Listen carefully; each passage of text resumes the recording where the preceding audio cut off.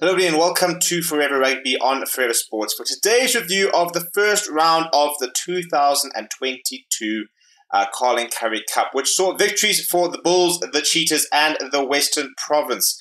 Two bonus point victories as well as the three mentioned did sort of start putting the names in the hat ready to go all the way to this competition, start sort of getting that sort of early run on making semi-finals and final. However, it is a very long competition that will only actually reach its conclusion in June. So still plenty of rugby ahead, and the action gets back underway as soon as Wednesday. So for the sides that have lost, a very quick turnaround, an opportunity for them to get back on the park and to try and get some wins on the board. But in terms of what we saw, and I think it's going to be very interesting to sort of see how this entire sort of competition unfolds, especially in terms of the types of teams that we will see being fielded by the various teams. And before we look into that, please do smash a like on the video and subscribe to the channel as well. So we look at the results. It started all on Friday night as the Bulls managed to beat the Pumas 33 points to 19. A bit of a close game, but one where the Pumas were never really inside in it to win, because as soon as they started scoring points, that often concede points. And unfortunately for the Pumas, the Bulls built early scoreboard pressure and this continued to sort of find ways of scoring. And I think the Pumas would be a little bit upset about a couple of soft tries conceded, which they think, had they kept out, would have made for a much closer game. However, it was a very strong Bulls side, and I think this competition is going to be about depth, not in terms of the Currie Cup depth, but in terms of your franchise depth, in terms of how many of your sort of senior top-level players you can afford to actually have playing in the Currie Cup. Unless you are the Lions, in which case they made a very interesting decision right up front to say that we will not be mixing the squads. We will be using one squad for the Currie Cup, one squad for the URC. And as a result, we saw a very young side, very spirited young side, take on the Western Province on Saturday. So Saturday saw the Cheetahs beating the Griquas 30 points to 20. Now, the Cheetahs only have one competition to worry about, and are the best side with only one competition to worry about. So they would also be an interesting candidate to try and go all the way. And a couple of very interesting performances for the Cheetahs. Obviously, they've got France Stain still playing for them, which is a massive boost. They're captain by Ruan Pienaar, so all the experience in the world in that side. A lot of very promising players. And Javi Fari's got a habit of managing to get the best out of that side and make that side play some very impressive rugby.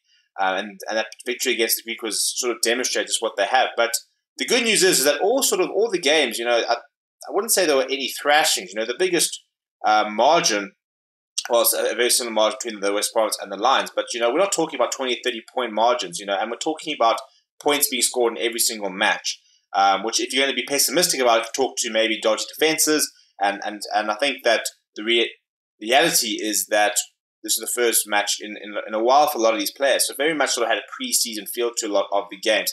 In particular, the Western Province's 48 points to 36 victory over the Lions did sort of play a lot like a pre-season game, with a lot of a couple of errors in the game in terms of handling errors. I think there were over 12 handling errors across the game.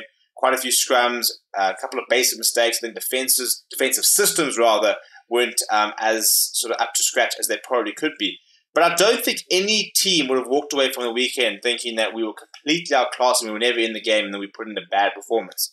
I think even the Pumas and the Lions, they will take heart by the fact that they managed to score points. And any team that is scoring points regularly are always going to be able to build quite quickly, because, a defense can be formed. But, being able to score points, if you've got a team which can't find a way to score points, that's going to be a big problem in the long term. However, if you're still managing to find a way to score points, it's now just sort of adjusting that defense, so that you can just try and concede fewer and fewer points on a match-to-match basis whilst continue to try and score those points.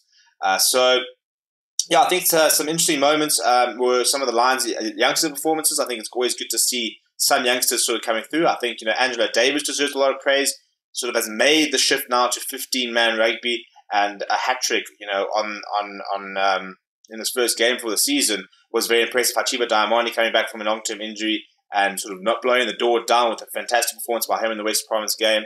I thought Aiden Davids and Hlani Mosi were very impressive in the Cheetahs performance. If you're looking at the Bulls, Jan Krobelaar back with the Bulls and for the first time in a long time, and an absolutely brilliant performance on him.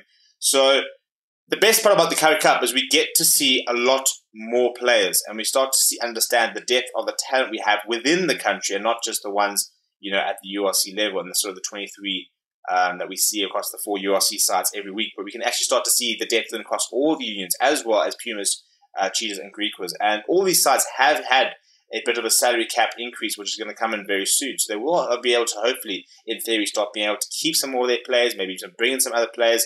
We've seen quite a lot of loan deals with a lot of other players from sort of the bigger unions moving out to the other unions. So I think that as a development competition, I think the Currie Cup is going to be very interesting. You know, a lot of people worried that it has become a bit of a development competition, but I think it's the reality of the rugby calendar we currently have, and whether it will remain, whether it will change, we will see in the future. But the reality is, this is what we have had to have in terms of the financial reality of rugby in this country, and I think that it's not necessarily going to get it right immediately. I think a lot of this is going to be sort of uncharted territory that we have to try and navigate. But the more we play, as the years go by, when we start seeing more teams in sort of European competitions like the European Champions Cup, like the Challenge Cup, hopefully we'll be able to sort of start creating a rugby calendar, or rather an environment in the country where the Currie Cup continues to be the prestigious competition it deserves to be, whilst we can still fulfill our potential at the highest club levels in the world. Let me know what you thought about the Currie Cup round down in the comments below. Please do smash like on the video as well as subscribe to the channel. We will be live again on Wednesday for the Currie Cup action before the URC returns for South African teams this weekend, which of course we will also be covering. So please make sure that you subscribe to the channel and turn your notifications on so you get a notification whenever we upload any content. Until then, my name is Steven. Thank you very much for watching, and I'll chat to you soon.